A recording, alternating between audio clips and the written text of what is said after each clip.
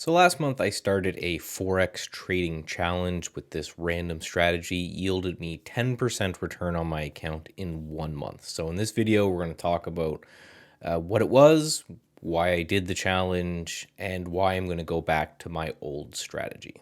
So one of the things we do at Stats Edge Trading is we meet once a month for a live Q&A with me where I will answer any questions that any of the members have. So we talk about different trading strategies that I'm working on.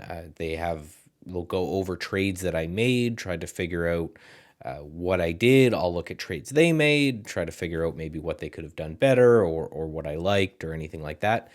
And something that we've done and I want to do more of is reviewing trading strategies. So if somebody has a trading strategy and they have a trading plan, I will take a look at that. I will give my critique and kind of go from there. So one of the lessons that I've been trying to preach is that the strategy doesn't matter too much as long as it has some core trading concepts in it. One of those core trading concepts is some sort of a trend following type of a system. The other is good risk management. But even that trend following could be replaced with a solid revision to the mean pattern. I just want to make sure that the trading strategy that you guys and that the people at Stats Edge Pro are using are repeatable, they're somewhat systematized.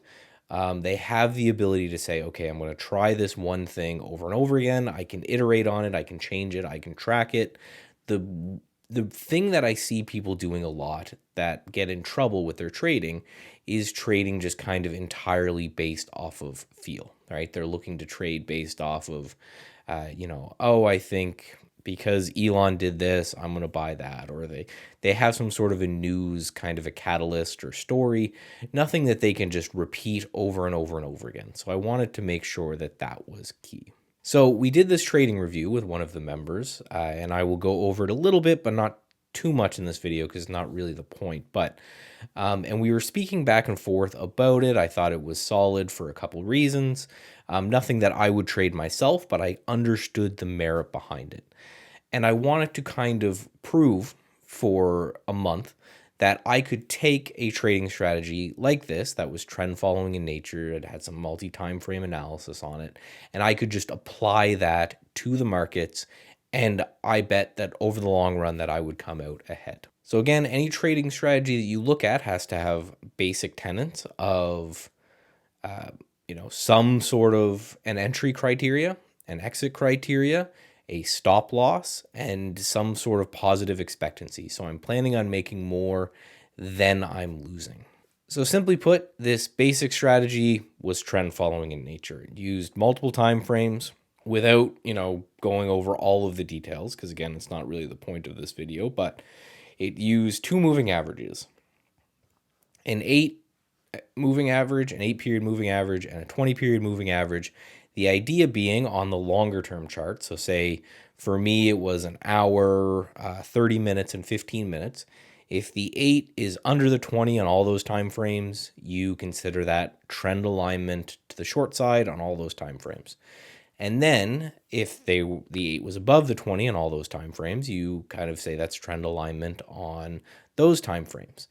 Now, the entry criteria was just a moving average crossover on the 5-minute time frame. So if the 8 was below the 20 on all these higher time frames, and then on the 5-minute time frame, the 8 crosses down under the 20, you look to get in if the next candle breaks. And I'll have some examples for you here in a second. But the point that I wanted to give across is that anyone who's followed me for any length of time knows that I'm not a moving average person. I'm not an indicator person. I like to trade based off of price action, candlestick patterns, these type of things, because to me, it makes the most sense. But the point that I wanted to make is that you could take me completely from my comfort zone and what it is that I like to trade. And if the trading strategy was solid enough with good risk management and a potential for outsized returns, then there is profit to be had there. So let's go into the charts and let's look at one sample trade. So here we are on the charts. I only brought up 3 time frames, but you could use 4. Again, on the Forex, so this is the 30-minute, this is the 15, and this is the 5. So in this example on gold, on the 30-minute, we have the 8 below the 20. On the 15, we have the 8 below the 20. The 8 is the orange line. The 20 is the blue line. And then we had a moving average crossover right here. So if the next candle breaks the low of the one that makes the cross, you enter a short position. For me, I would just eyeball the stop above the prior high. So for exit, if the stop wasn't hit, I would try to get 3 to 4 times what my risk was on the trade, or I would wait for a crossover in the other direction. Regardless of the trading strategy, because again, I really want to iterate, I'm probably going to say it a few times in this video, that this trading strategy is not the holy grail. It's not like I found something that's super magical, but let's go over the tenets of what this trading strategy has.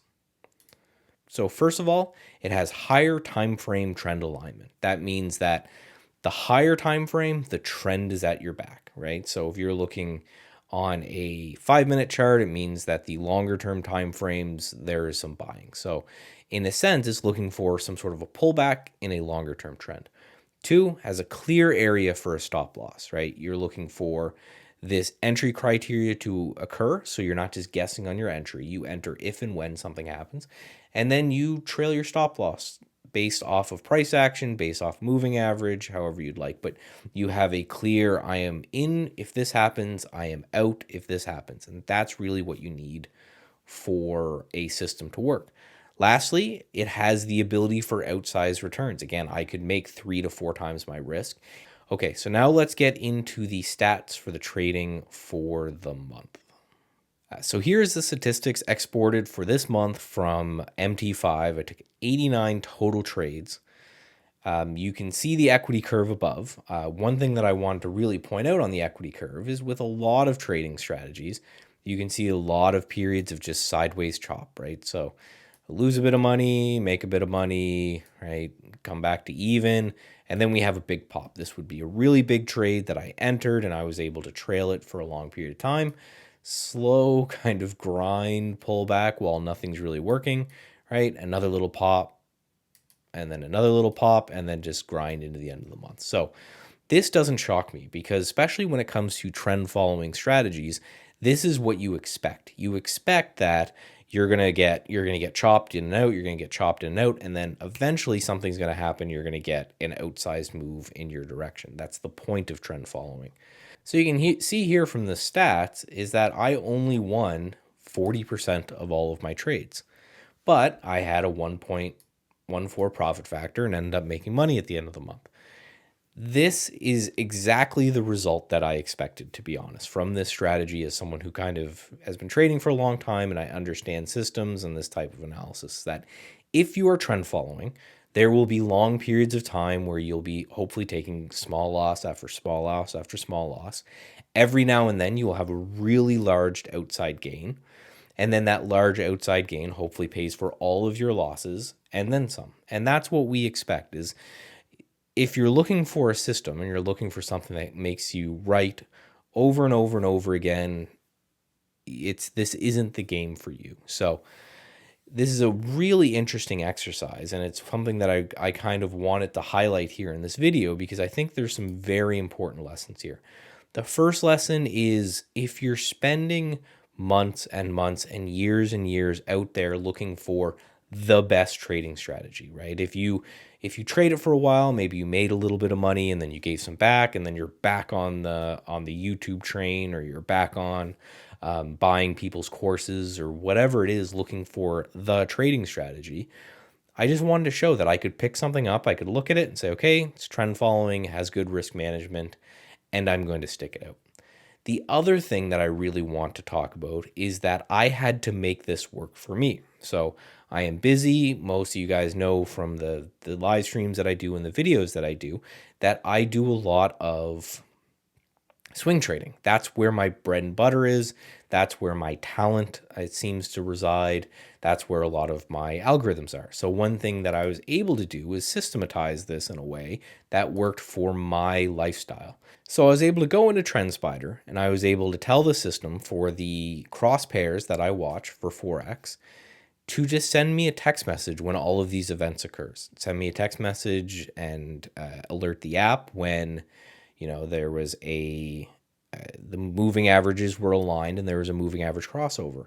By doing that, it allowed me to do this on top of what I was able to do when it came to my own trading, the consulting I do, the Stats Edge Pro, which I run, all of those things on top of. And the reason I really wanted to point this out is it's very important that when you're working on a system that you make sure it's one that works for your life and your time frame. If I couldn't have automated it in this way, I don't think I would have been able to be profitable with this strategy, because the times that I'd be able to look at the markets would be very limited compared to the things that I normally do. So that brings me to why I am going to go back to my own trading strategy, and why I have gone back to my own trading strategy when it comes to Forex. And that's because it uses longer time frames, 1 hour, 4 hour, daily. It's looking for more swing trades as opposed to these intraday trades.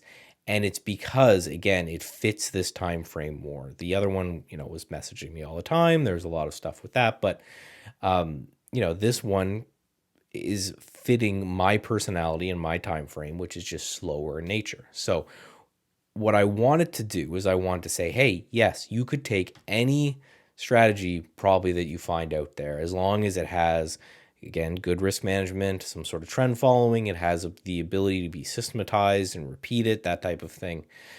And you could probably profit from it. But you want to make sure it's something that works for you. You want to make sure it's something that makes sense for you.